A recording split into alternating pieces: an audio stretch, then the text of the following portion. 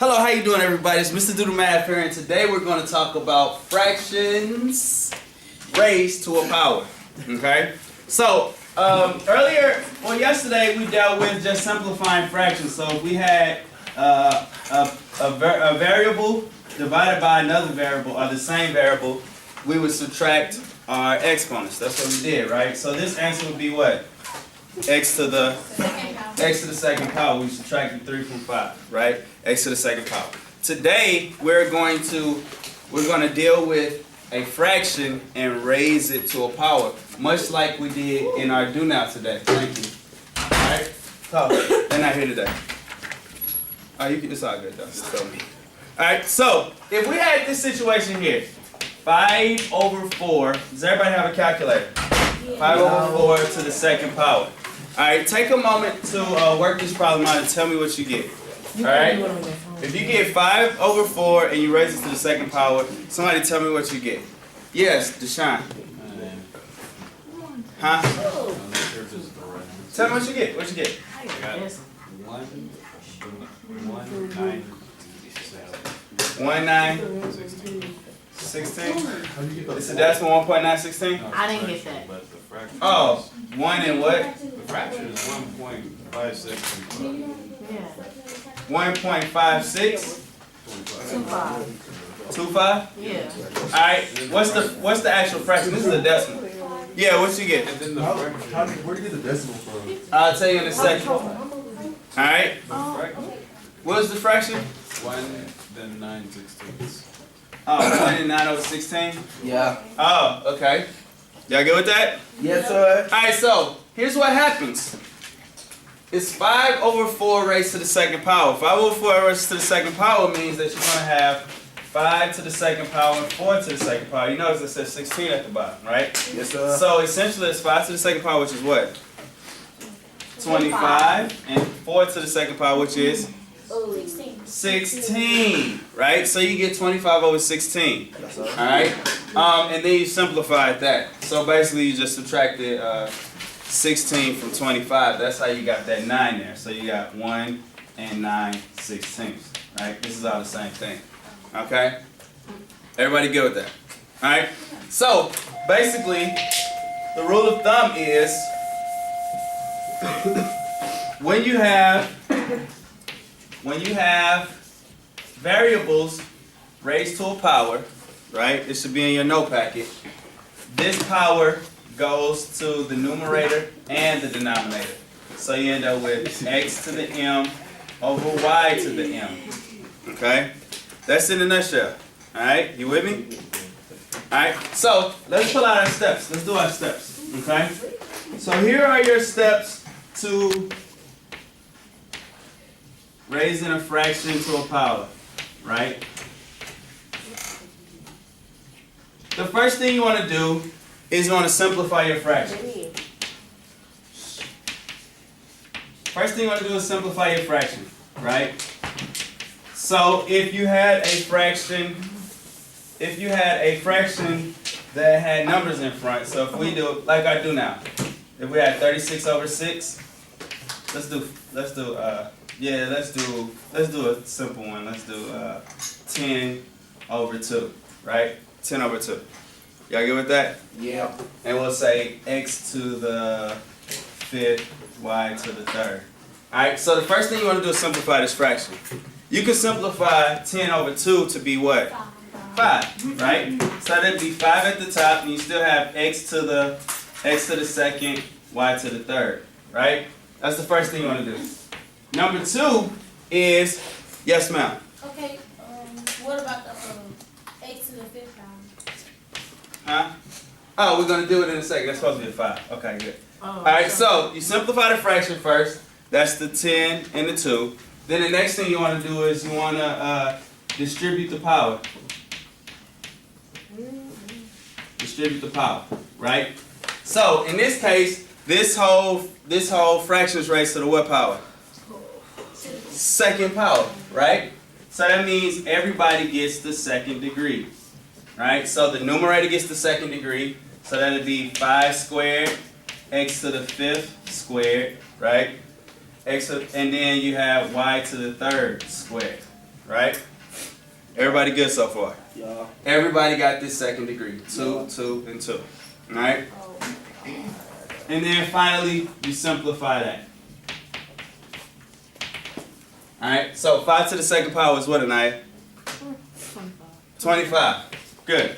And then you got 5 times 2? 10. And 3 times 2? 6. And that is your answer.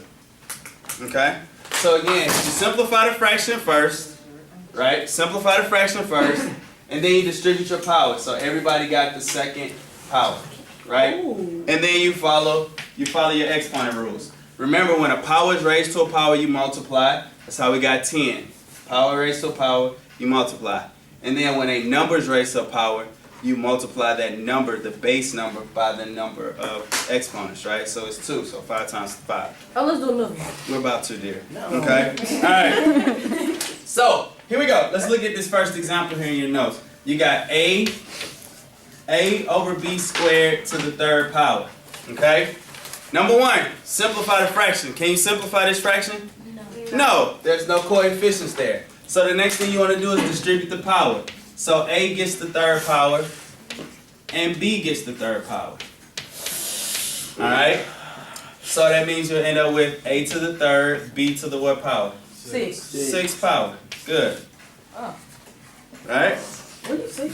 Yeah. Alright, let's spice it up. Let's make it a little harder. Let's make it a little challenging for ourselves. Nah. Alright, here we go. The next one, number 2. You got 2x to the third over 5. And I need a calculator. I need somebody to calculate this for me. Alright, all raised to the 6th power. The first thing you want to do is simplify this, right? Simplify the fraction. Can you simplify this fraction? Yes? No. No? Yes? No? Yes? You can simplify 2 over 5? No, you can't, right? They're not multiples, or they're not factors of each other, right? There's no common factor here, okay? So, let's distribute, number 2, distribute the power. So that's going to be 2 to the 6th power, and then x to the third power times 6, right? Over 5 to the 6th power. Okay? We good so far? Alright. Now simplify. 2 to the 6th power is what? 64, right? 64. That's 2 times 2 times 2 times 2 times 2 times 2. Alright?